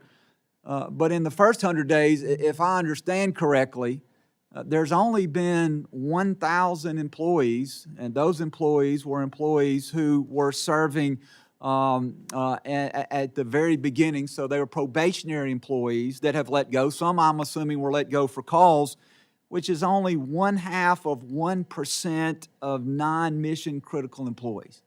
And so I just want to put a lot of the false rumors to rest, that the allegations that have been made against you, against your leadership team, against the VA are not true, that what we saw in the last 4 years in the VA, we did not see care improve. We did not see our veterans reduce wait time. We saw those increase substantially. And you've got a difficult job ahead of you, Doug. And so I just want you to know that this committee wants to provide you the resources that you need, and we want you to be successful because our veterans deserve a VA that serves them. So with that, Mr. Chairman, I am out of time and I yield back.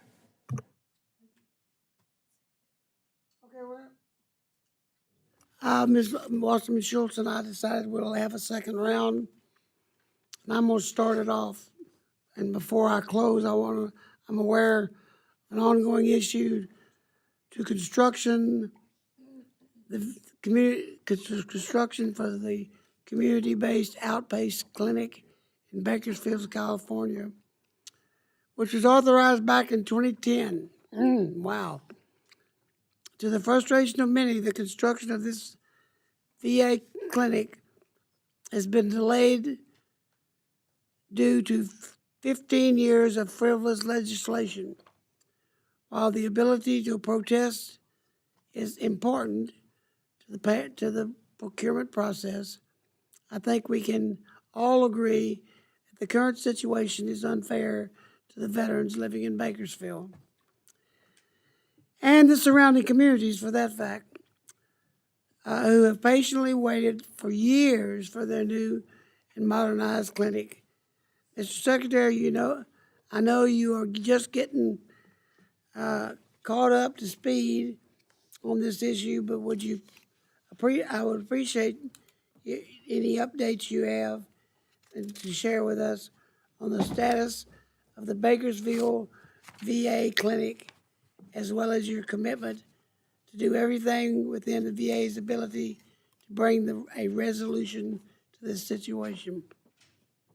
Thank you, Mr. Chairman. Yes, we have, it is something that's been brought to my attention by another member of the committee, not on this subcommittee. That was Constable Aldeo as well has talked about this. And it goes to show that this is part of the problem that we're experiencing in contracting, especially in the construction side of it, because when it goes through, it's either held up by delays in, as you stated, in court appearances or other things. And so this one here is something that we're looking at. We may be, after looking at it, there may be a possibility of a solution here fairly soon. So we're going to look at that solution and may be able to get back with you on that fairly soon. So we'll hope to. Thank you. Well, I appreciate that, and I'll be looking forward to seeing that. And so will Mr. Valadeo. Ms. Wasserman Schultz. Thank you, Mr. Chairman. And before the clock begins, I just ask unanimous consent to enter into the record the provisions of Public Law 118-42. These are sections that clearly indicate that it is current law that unless the Secretary of Veterans Affairs receives approvals from the committees on appropriations of both houses of Congress, that these transfers are not to take place. No objection. Thank you. Okay. So, Mr. Secretary, in answer to Mr. Franklin's question about the cancer research and clinical trials concerns and the accusations that clinical trials in particular and research have been cut, those were referenced in a very disturbing article about indiscriminate staff firings and planned program cuts having a direct and negative impact on cancer treatment at the VA. You may recall that I'm a now 17-year breast cancer survivor, so this issue is deeply personal to me. These are leaked emails from VA staff that show that more than 1,000 veterans would lose access to treatment for diseases ranging from metastatic head and neck cancers and kidney disease to traumatic brain injuries.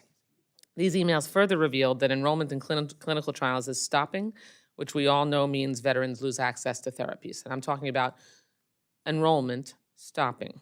I've been working hard on this committee along with Judge Carter, and we've successfully increased funding for cancer research and clinical trials. So can you further clarify this? Have clinical trials enrollment stopped? Have there been any, I know you referenced reorganization, but in the process of looking at reorganizing, has enrollment in any clinical trial stopped, and has any research been halted? Okay, let's take the two questions, and again, you and I have talked about this as well. No research, no VA research trials have been canceled, so let's take research that way. The clinical trials, and you made mention of one, so I'm assuming you're talking about Pittsburgh because that was the one that seems to have come up. This was one that was a head and neck cancer, lung cancer, that officials warned, this was the allegation that warned that hiring freezes had still not started. Here's the interesting thing about that. Hiring freeze had nothing to do with that because this was scheduled to start, was not started before the hiring freeze, had not been recruiting anybody. There was nobody in, so you can't stop something that hadn't started yet. This was a trial that had not started Just to interject, was enrollment in that clinical trial or any clinical trial halted? No, because you can't start, you can't Well, was halt it something that wasn't halted, started. halted or not begun as planned?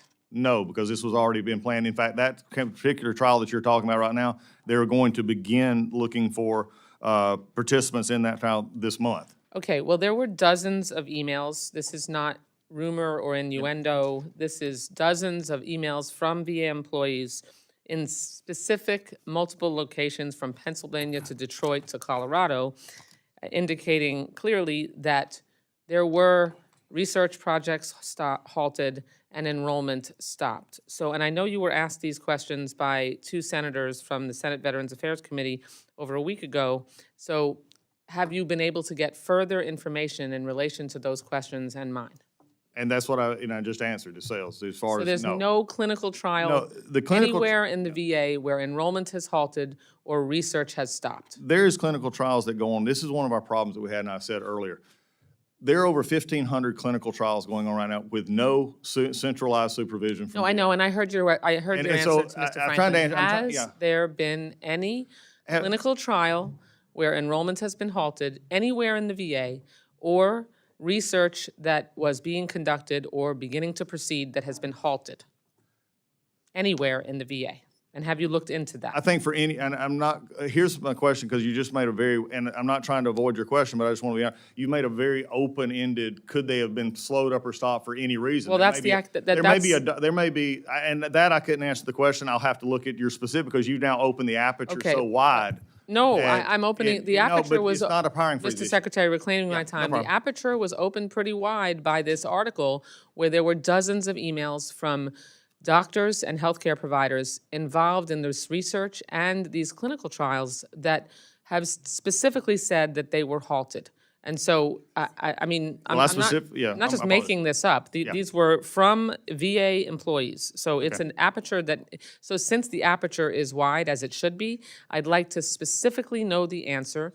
Have you not looked into that concern in the week since the Senate VA committee? Yeah, we have looked into it, and I think the specific question, especially that was the center of this article, again, was going back to especially as you're concerned as well, the head and neck cancer and lung cancer, was a program that was talked about, was not even started. So I would like you You can't to- call it on a hiring freeze. Okay, so I I'd think we've like, got two different I'd things. like you to get back to me then. Okay, that's fine. Specifically about have there, since your tenure begun, any halting of cancer research at the VA that was planned and any enrollment in clinical trials that have ceased For any reason. for Would this any be- reason would this be- and would this be for- previous and for last year as specific well? The reasons. The gentlewoman's time has expired. I now give it to. But I would like to just make sure that Gentleman the from Secretary. Florida, Mr. Chairman, Mr. Frank. I would like the Secretary to confirm that he will get me that information before you Gentlewoman's move on. time has been expired. So you're not going to allow, The Judge Carter would gentlewoman's time certainly has let me expired. make I am sure not with the Judge Secretary. Carter, madam. The gentlewoman's from Florida has expired. I now give the floor to the gentleman That from is Florida. not how this committee is run, Mr. Chairman. It is under me, ma'am. Well, you're not the chairman. Thank you, Mr. Secretary. Appreciate you staying for another round of questions. There were a couple more topics I did want to touch on. You mentioned community care in your opening testimony. In my district in Central Florida, in the northern part, we have the opportunity to avail ourselves to fantastic facilities in Tampa and St. Pete. I also have a brand-new clinic in Lakeland that is wonderful. I've been there a number of times, and they're doing great work. I also represent a lot of rural counties where it's very difficult for service members, for veterans, to get that care in a timely manner. We saw what seemed to be in the last administration some gaming on the part of VA with the appointment times and things like that to try to make it look like it was working better than it was, but really was just serving to frustrate veterans. I'd like to have you maybe expand a little more on the role you see for community care, and to the extent that there may be those within your organization who are trying to resist that, how do you root that out and get them on board? Thank you, Congressman. I appreciate that. And because really, this one is probably the simplest one of all because it was overwhelmingly passed by this body years ago, and I was a part of it when the Mission Act was actually put forward, coming after the Choice Act, which was in response to wait time issues and scandals that we could not get our veterans in for timely care and timely access. So it should have been something that had been growing as an alternative, for alternative ways for a veteran to get care that they need. They can get all the care they want through the VA, or they can get part of that care through the VA and part in the community. What we found concerning as we've went along here, is, especially in the previous 4 years, is there seems to be more of a concern, and I actually heard this from actual VA employees who said, we have to sell the VA. In other words, they wanted to keep all veterans internal and not send them to community care because there was concerns that if they did not do that, then they would actually, not get funding, or they would be cut or something of that nature. What we're looking at is we actually have seen emails and procurement slides or not procurement, but actually slides in which the VA itself was actively discouraging community care by overbooking, by not letting the veteran know that they would have an access to that. So those are the kind of things we're trying to root out right now. One other aspect, if you would allow me here on community care, is frankly, we have a two-part problem here. We have a problem with the VA, which I'm working to fix, and we have also then our third-party administrators that we're trying to work with who are our conduit through which our veterans go to community care, either for doctors or recruitment, scheduling, those kind of things, which we have found at times probably inadequate in some areas. But the other part is our side of it. And if we don't have things in place where the doctor can easily refer someone to community care by either tweaking too much control or asking for more information before they send them, then that slows down this process as well. One of the things we found out just recently as we look at our community care aspect is our doctors tend to think that they're supposed to be supervising, at least that's the thought process, they're supervising the community care doctors. In other words, is if there's a hierarchy of care here. And what we want them to do is, and I asked many of our doctors this, I said, why would you think you would have to supervise a fellow colleague as a doctor And really, they don't have an answer, except that's just the way the VA has been doing it. So it slows up everything as you go along. Those are all areas that we're looking at. Another thing for us is how we do even direct care. We ask duplicative stuff all the time. An example given by a veteran just the other day, who is a double amputee, asked the question, why do I have to go to my primary care to get a referral to an OT, to a referral to a PT, to get to a seating clinic, to get in your wheelchair? Those are the kind of things that we're facing. Okay. One other topic, and I was thinking of it as Mr. Alford had brought up, suicide, veteran suicide. Clearly, no matter how we bend the curve, one suicide is too many. What has been kind of a sensitive topic in the past, a little controversial, is the use of psychedelics to treat PTSD. There are studies that show as many as 29% of the post-9/11 veterans are suffering from PTSD. We know the path that leads to. I personally have lost several of my former Navy buddies to suicide, and it's heartbreaking to see. And I'm for looking at anything that works, and I wouldn't have been in favor of that. But I can also tell you, I have fellow members of Congress who have told me that the use of psychedelics literally saved their lives. I would be interested to know your thoughts on that and how we can work with you on it. Yes, this is I am probably the first secretary who've actually said I'm willing to look at the possibility for any of these treatments that can work. And again, we're not just running off saying this is the cure and the answer for everything with PTS or traumatic brain injury or anything else. But it does go back to the question, if there are actually treatments that we can show clinically, which, by the way, 11 trials are going on right now in conjunction with the VA on the use of psychedelics. We've seen some good results there, and also other treatments as well. So I'm looking at that as any way possible. Again, I don't want to say this is the only answer, because it's probably not, but is it a possible answer that we can provide for veterans? I'll be willing to look at that. Well, I appreciate that, and anything that would bend that curve, and there's no honor in hooking veterans on narcotics either. So Exactly. I mean, so thank you, and Mr. Chairman, I yield back.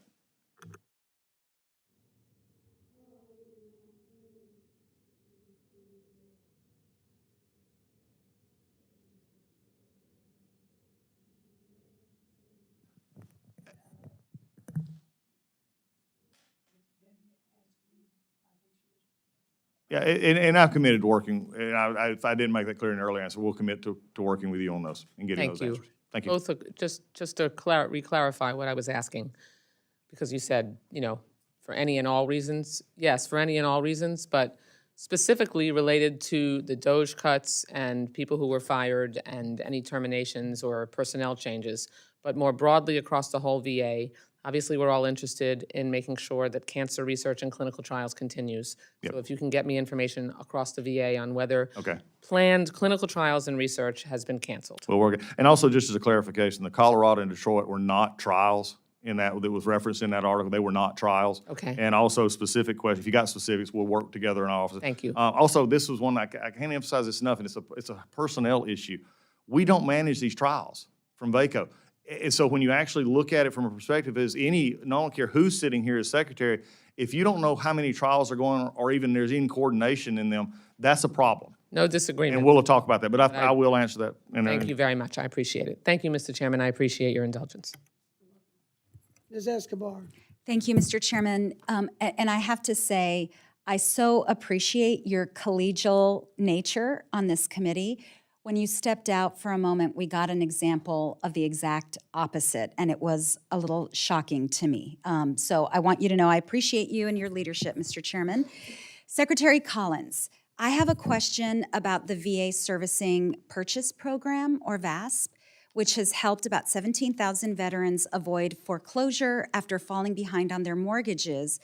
And public reports indicate nearly 90,000 VA loans are seriously past due, with approximately 33,000 of those already in the foreclosure process. Can you tell me why was VASP terminated without first instituting an immediately available alternative option to provide foreclosure relief to our veterans? Thank you, Congresswoman. This is an interesting part because this was a program that was not started from Congress, was not initiated from Congress. It was initiated inside the VBA last year from funds that they redirected at that point. Interestingly enough, I'm not sure they actually came to you for redirection on that from last year because it was obviously something not from this body. The problem it puts us in, and there's been vehement kickback from Congress, especially the chairman of the House Veterans Affairs, that says, and basically it's indicating, this is not something the VA should be in. We should not be buying or be in the mortgage loan business. In fact, what happened since last year, 17,000 at-risk mortgages were assumed at $5.4 billion assumption on the VA, not anywhere else, and there was nothing to go. There was estimates internal, if this program was continuing, estimates as high as 17 billion.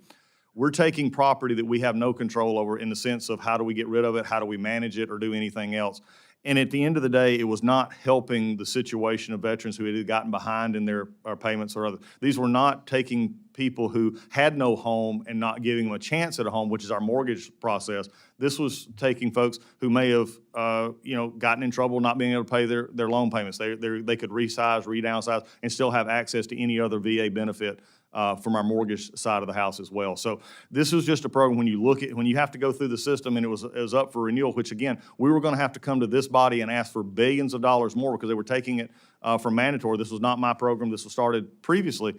It was just made the determination with the stuff that we've got going on the VA, that there's other ways that we could help in this situation using other agencies and others, but for us to assume mortgages, it puts us in a very legally binding issue and also a liability issue going along on these properties if they sit vacant and things like that. So have you thought through, you and your team, have you all thought through a plan for having some of those other agencies, as you mentioned, kind of take this over?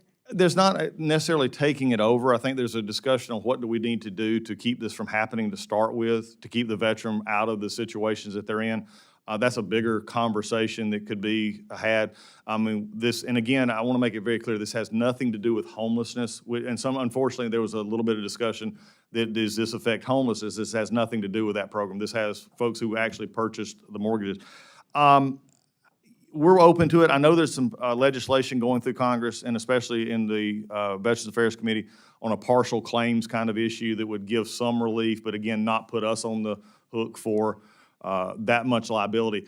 Again, I don't underestimate the heart necessarily of what's trying to happen, but this was a sort of an out-of-the-blue kind of thing that VBA, who was having enough problems with everything else that they're doing, decided to start a program we shouldn't have. And I get what you're saying, so I appreciate that. But I do want to dig in a little bit, so I'm going to ask, if you don't mind, if you can follow up with me, if you and your team can follow up with me. I'm interested in knowing how many veterans were waiting for VASP assistance, what specific guidance the VA shared with those veterans after VASP was terminated, and also the number of veterans who, to y'all's knowledge, entered foreclosure or serious mortgage delinquency spanning the date of VASP cancellation to the date of your response, if you wouldn't mind. And we'll get that to you in writing. That'd be great. And can I just say one thing? Is a problem we had from what was, and again, these are rough numbers. We'll get you more. There's about 5,000 that had applied that had not got. Nobody was under the program was taken off the program. That's also something to understand. We did no more re-entrants after May 1st. And so there's nobody that was in the program that was kicked off the program. This was just saying we're not adding anymore. Okay. But I'll help you get the other information. Perfect. And I'm just about out of time, so I'll have to get you my other questions in writing. Thank you. I yield back. Thank you, Mr. Chairman. I'll use my 5 minutes wisely. First of all, thank you for stepping up and serving. We served together, and I appreciate you going back to the front line. A little discussion on the electronic health record modernization, and thank you for your efforts to go at 13 sites live. That hasn't happened in a while. But some of the reports suggest that some of the problems in the first run was the employees did not attend the mandatory training. Can you comment on your plan to make sure that your employees attend the training so they can operate the system efficiently? Yes, Congressman. I think this is when going back to a whole restart here was a whole understanding that, frankly, when I first got there, we had two sides. You had the VA side, you had Oracle side, and basically they're just staring at each other, waiting for the other one to do nothing except for one thing: Oracle was getting paid, and so was everybody else, and we wasn't getting a system. So what we did on our side of the house was I said, we're going to come to the table, and we've already cut out duplicative committees. We already agreed to standardization, and there was also the implicit direction from myself to our group that is starting this, Dr. Evans and others, that we will do everything we're possible to make sure not only is attendance there, but also this issue of standardization. The first sites that went live, and these were the 6 out in Washington and Oregon, where everybody was sort of given, it would be like this committee, and I just said, okay, you do yours, you do yours, you do yours, and they wasn't properly functioning together. So what we're doing now is a standardization, just as you and I both in the military understand, here's the way we're going to do it. That'll make sure that we get better attendance, and also everything is not a one-off, if you would. So our integrators, the folks who are actually training our employees on this, don't have to say, well, which hospital am I in today to try and train something. So if I understand you right, are you going to ensure compliance with employees to make sure they attend the training? Yeah, this is not an option. This is not an option, show up, feel like you want to do. This isn't happy-go-lucky. This is you will get it done because our veterans need it. Secondly, you released a schedule for the 13. Do you have any idea, pending that the next 13 go correct, of what a schedule would be through the next fiscal year? As far as we got right now, going to the limited scope ahead, we're looking at probably the addition of 20 to 25 more is our goal or target. If we can do more, we will actually look at our budget, because this is coming to the contract side of this, what we can do. But there is a plan for momentum. That's the problem that we've been missing, Congressman, is there's been no momentum in this project. Once you get momentum, you can add more sites as we go. And shifting to Tri-West, my office gets a lot of complaints about Tri-West. Lack of response, appeals. In one case, the Tri-West said the provider would have to fill out 259 separate appeals due to the various instances of overpayment of Tri-West parts. If you would you spend some time and priority on Tri-West, because my office gets it all day long that you can't reach anyone on the phone, and then it takes a congressman's office to stimulate action on that, and I think it's unfair for families to have to contact a congressman as a part of that chain of command to get response from Tri-West. So it's a problem, and I would appreciate your priority on that. Congressman, I look at it as mission fail. When they call your office to get help, it's mission fail. And so we've got to do better making from our end on how we actually help people to get in the system. But I also have to update this committee, which we did, we made it known earlier this year to the authorizing bodies as well. The contracts were supposed to go back out this year for both Optum and for Tri-West as our third-party administrators in this. That groundwork was supposed to have been started last fall, last year. It was not started. And so when we got time to get ready, and one of the first couple of weeks I was here, I was brought to the attention that we cannot let this contract, we can't let this RFI process go forward because the groundwork had not been laid. So we're now having to take an extra year and get that started. But what we've done from our end for all of our providers, we're looking at what we're doing on our side to make community care easier, but also holding our vendors. We're going to be renegotiating this contract, which of course is going to be publicly and going forward. But with a lot more, now that we have a lot more knowledge of the problems we're seeing, we're going to hold it to whoever comes in this next contract bidding cycle, that it will look a lot different than it does now. I thank you, Mr. Chairman. I yield my remaining 15 seconds. Mr. Levin. Thank you, Mr. Chairman. Mr. Secretary, I wanted to ask you about a few of my favorite old topics from the Economic Opportunities Subcommittee. First is VRE, Veterans Readiness and Employment, a really important program, and I think too often it doesn't get the attention and the resources that it deserves. And we're currently seeing pretty significant understaffing at VRE. I know this is a problem, for example, in the San Diego regional office, where we do have long wait times. And the question I have for you is how can we best help you, and what can you ensure us you're going to do to ensure that these VRE regional offices have the resources they need to provide timely vocational counseling to our disabled veterans? Thanks. Look, you've hit something. I was down in Southern California. I was up in LA area, but I was also in Arizona, and they're experiencing the same issue here. This was something that was brought to us last week. It's the reason I go to these places, because a lot of times, and I just in all fairness, Mr. Chairman and Ranking Member as well, what we have found is and this is part of why the reorganization, look, there's a disconnect between our regional offices and our hospitals and policymakers here in DC. And I hear it all the time when I go to them, that in fact, one of them pulled me aside, actually in Florida, as a matter of fact, and said, "Sir, I don't think you're getting what we're telling you. I don't think the information is getting to you." And I said, "Well, that's something we got to work on." This was one of those areas, the VRE program. Frankly, it got caught up in the budget issues of last year. And instead of addressing it at central office and making changes that need to be done, which we've now found out didn't need to happen anyway, they began a process of telling everybody, well, you can't bring on new VRE folks because it's the hiring freeze. Well, that ain't true. Because these are exempted positions to start with. They could be hired. But then they guys, well, it goes back, well, we were told not to hire anybody in November, so it goes backwards. So we're structurally, it's been clearly stated from my office to the field now and others, get these people where we can, get them hired under the budget constrictions that we had at the time it was given to us. But we're going to make sure that that is a priority in employment. We had too much of a disconnect with, one counselor having too many caseloads, and that does slow everything else. But it is on our list. It is something we're taking a look at. Very much especially your appreciate area. It seemed to be highlighted in your area. Thank you, Secretary. And you read my mind because that was my next question, is whether those VRE counselors were subject to that hiring freeze. I wanted to ask the same about HUD-VASH caseworkers. Obviously this is very important for our region, but for really all over the country. And, if you can't hire the staff that you need to combat homelessness or any of the rest, there's going to be a lot of veterans who will unnecessarily suffer. So are the HUD-VASH caseworkers exempt? They are as well, confirming. They are. I just want to confirm because the HUD-VASH program, but they are, and that's another program that we're looking at.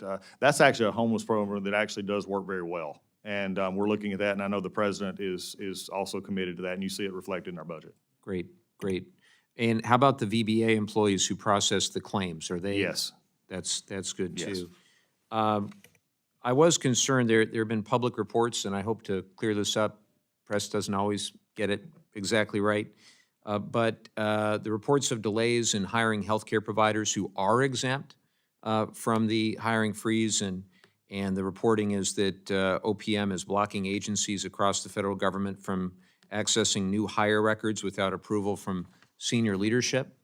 And obviously, there's a physician and a nurse shortage, staffing shortage across VA, and want to make sure we don't have any delays when hiring qualified staff who are dedicated to providing care to our veterans. So the question is, what are you doing, and how can we help you to ensure that new hires can start as quickly as possible? One is we need to streamline our hiring process and get them through, but there's nobody, doctors and stuff, we're hiring them as quickly as possible. There's no being held up from that.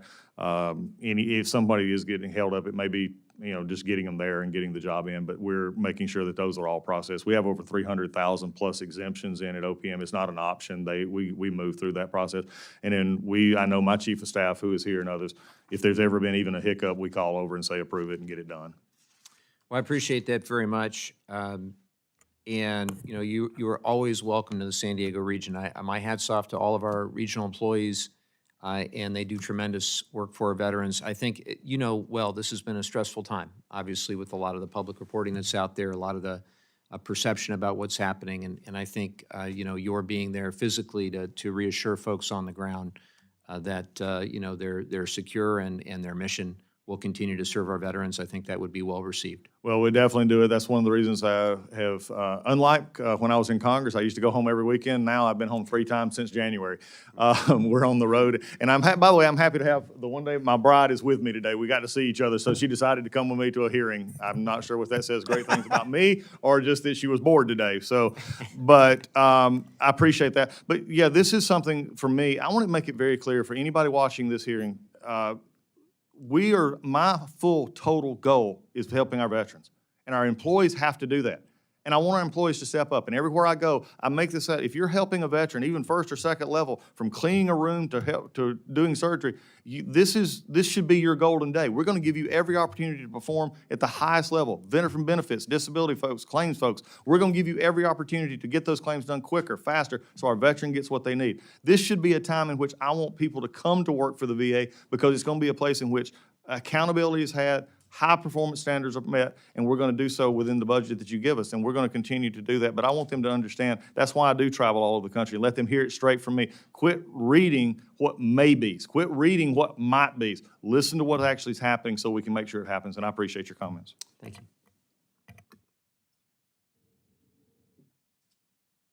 All right, my vice chair, Mr. Alford, you're batting cleanup. Thank you. Am I last, Judge? The last shall be first. All right. I know we're all wanting lunch, right? I know I am. Mr. Secretary. And I still have one more hearing to go today. Oh, my goodness. Well, I got a protein bar I'll give you.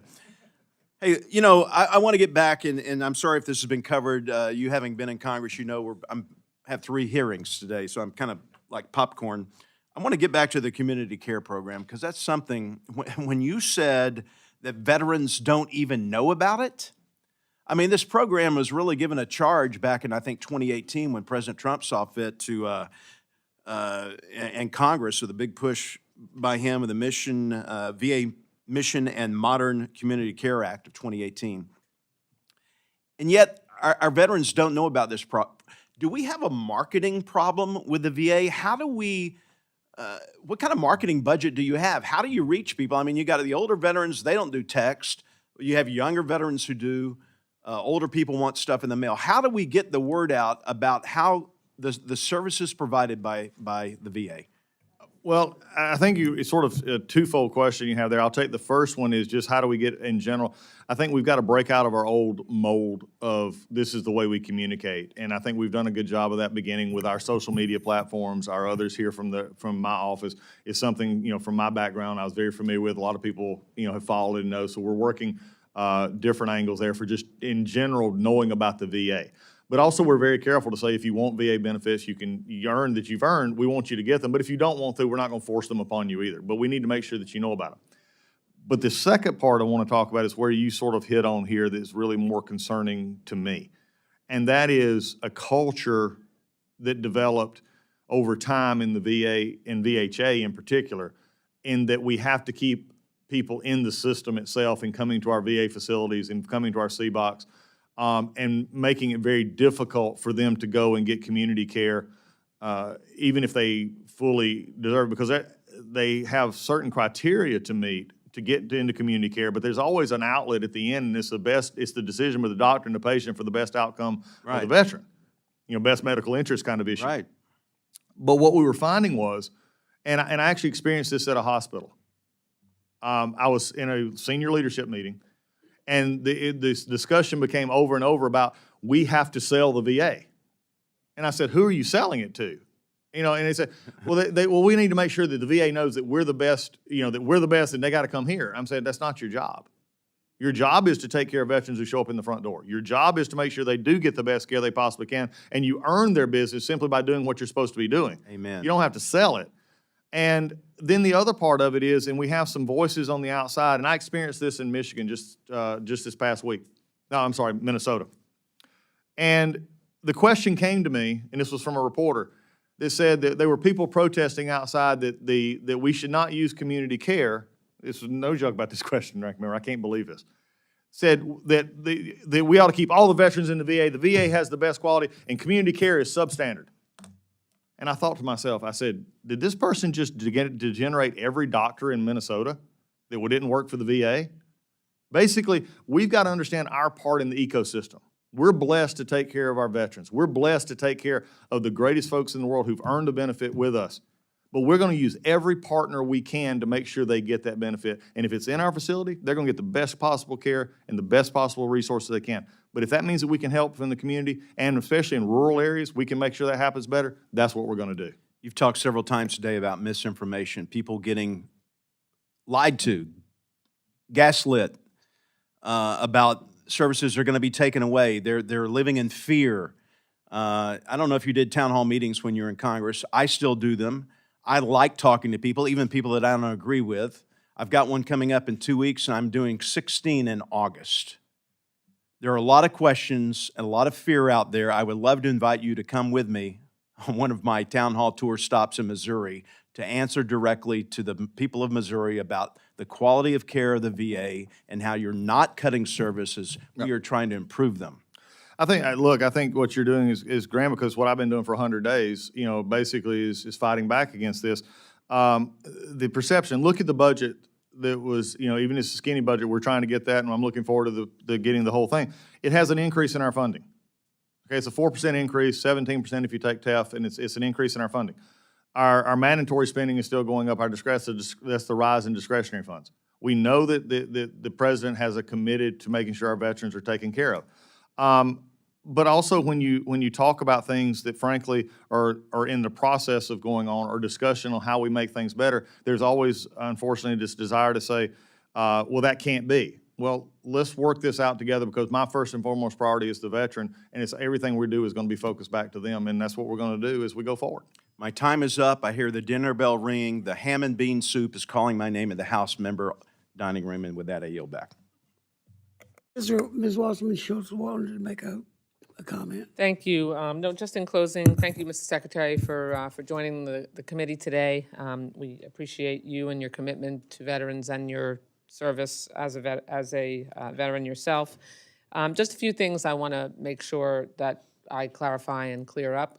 You referenced earlier in your remarks, in your answer to a question in a critical way, that the VA grew by 52,000 employees since FY21. The PACT Act could not possibly have been implemented in the way that Congress intended if we were not ensuring that there were more people to serve the 1 million new veterans that were coming into the system to get either medical care or access to their benefits. So I wanted to just make sure that I made that point. You also referenced community care extensively. I was in Congress, as were you, when we passed the Mission Act. And the Mission Act's purpose was to ensure, particularly at the time, because there was such a backlog, both in terms of veterans getting care, because it was taking too long for many of them to get especially specialized appointments, and because of the distance that some veterans have to travel.